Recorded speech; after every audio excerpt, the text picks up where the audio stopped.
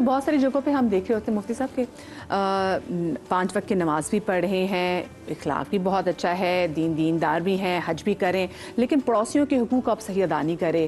آپ اپنا گھر تو صاف رکھ رہے ہیں، پڑوسی کے گھر کے باہر آپ کچرا پھینک رہے ہیں، آپ گھر میں کوئی اونچی آواز سے ٹیلی ویژن ایسا لگا دیتے ہیں یا گھر میں آپ کو کوئی ایسی کچھ بھی لگ جائے ٹی وی جس سے ساتھ والے گھر کے لوگ ڈسٹرب ہو رہے ہوں، تو پھر بتائیں کہ کیا پھر وہ کہتے ہیں پڑوسیوں کے حقوق بھی اس میں آ جاتی ہے، دل آزاری ہو رہی ہے ان کی بھی؟ نحمد و صلی علی رسول الکریم، اما بعد، بسم اللہ الرحمن الرحیم. قرآن مجید برہان رشید نے حقوق العباد کو بڑی صراحت و وضاحت کے ساتھ بیان کیا ہے. جو بھی آپ نے سوال کیا یہ بندوں کے بندوں پر آکے ہیں کہ ہم کسی کو تکلیف نہ دیں اور کوئی کسی کو تکلیف دے رہا ہو تو اس کو روکیں.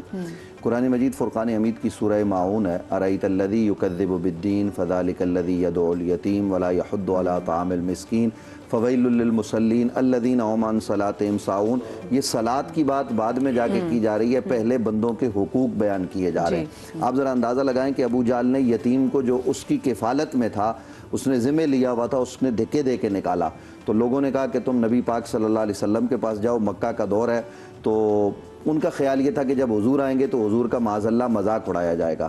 تو جب یتیم در مصطفیٰ پہ آیا تو نبی علیہ السلام ایک یتیم کے حق کے لیے کافر و مشرک آدمی کے پاس چلے گئے، اور جب حضور گئے تو اس نے یتیم کا فوراً حق ادا کر دیا. لوگوں نے پوچھا یہ تو نے کیا کیا؟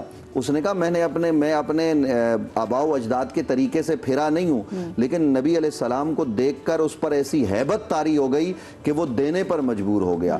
تو کہنے کا مطلب یہ ہے کہ صرف یتیم نہیں، معاشرے میں ہر آدمی کا ہم پر حق ہے. ماں باپ کے حقوق سے لے کر بچوں کے حقوق تک، پڑوسیوں کے حقوق تک، حتیٰ کہ ہم جس راستے سے گزرتے ہیں نا، اس راستے سے جو دوسرے لوگ گزر رہے ہوتے ہیں ان لوگوں کا بھی ہم پر حق ہے. تو یہ حقوق کون ادا کرے گا؟ یہ ہم نے ادا کرنے، لیکن ہم نے معذرت کے ساتھ ان کو چھوڑ دیا ہے. اسی وجہ سے یار ہمارے ملک میں افراتفری، بد امنی، یہ دہشت گردی، یہ جو چیزیں ہیں نا، جب ہم ایک دوسرے کے حق سلب کرتے ہیں تو اللہ کا عرش ہل جاتا ہے.